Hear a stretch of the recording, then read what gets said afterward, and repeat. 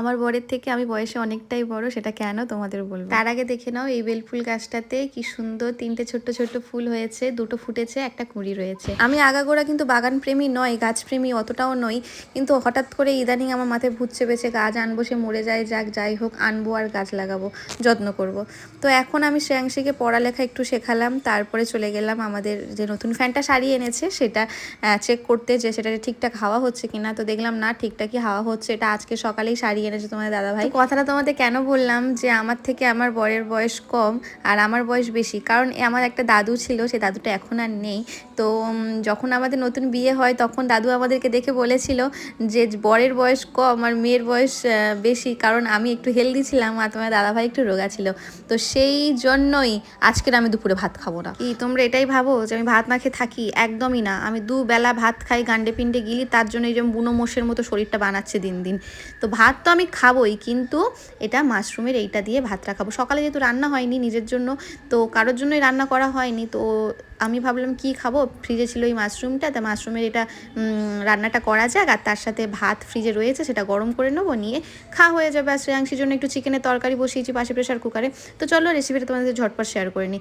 তো প্রথমে আমি কড়ার মধ্যে দিয়ে দিয়েছি তেল, তার মধ্যে রসুন কুচি দিয়েছি আর পেঁয়াজ কুচি দিয়েছি, আর তার সাথে আমি ক্যাপসিকাম ছিল ক্যাপসিকামও নিয়ে নিয়েছি, একটু টমেটো নিয়ে নিয়েছি, আর মাশরুমগুলো তো রয়েছে। তো কীভাবে বানিয়েছি, প্রথমে রসুন কুচি, পেঁয়াজ কুচি, ক্যাপসিকাম, টমেটো একটু ভালো করে তেলে নাড়ানাড়ি করে নিয়েছি। এর মধ্যে একটু লবণও দিয়ে দিয়েছি যাতে তাড়াতাড়ি একটু নরম হয়ে যায়, কারণ আমার অত ধৈর্য নেই বসে বসে ভাজা করার। আমি তাড়াতাড়ি নুন দিয়ে নেড়ে নেড়ে নেড়ে কতক্ষণ ওটাকে নরম করা যায় সেই চেষ্টাই করি।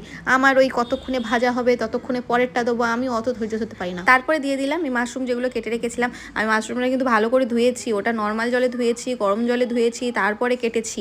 তো তার মধ্যে মশলা দিয়েছি নুন, আর এর মধ্যে দেবো লঙ্কা গুঁড়ো, জিরে গুঁড়ো, আর হচ্ছে একটু হলুদ দেবো হালকা। তো ব্যাস এইটুকুই দিয়েছি, আর কিচ্ছু দিইনি। ব্যাস এটাকে একটু ভালো করে নাড়াচাড়া করে ভাজা ভাজা করে নামিয়ে নিলেই হয়ে যাবে মাশরুমের রেসিপি। এটা ঢাকা দিয়ে একটু ভেজে নিয়ে যাতে মাশরুমটা একটু নরম হয়। তোমরা এটাকে ছোটো ছোটো করে পিস করেও কাটতে পারো, গোটা রাখতে পারো, যেমন ইচ্ছে। তবে গোটা রাখলে নুনটা একটু কম ঢোকে, কেটে কেটে করবে ভালো লাগবে। তো আমি এই যখনই মাশরুম থাকে আমি এইভাবেই খাই। সত্যি কথা বলতে এত ভালো খেতে লাগে, তোমরা একবার নিজেরা বানিয়ে দেখো। আর আমি কোনো রান্না এক্সপার্ট নই আর কিছু নয়, যেগুলো আমি খাই, যেগুলো আমি বানাই সেগুলোই তোমাদের সাথে শেয়ার করি।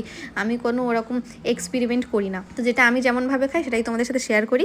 তো এটা খুবই ভালো খেতে।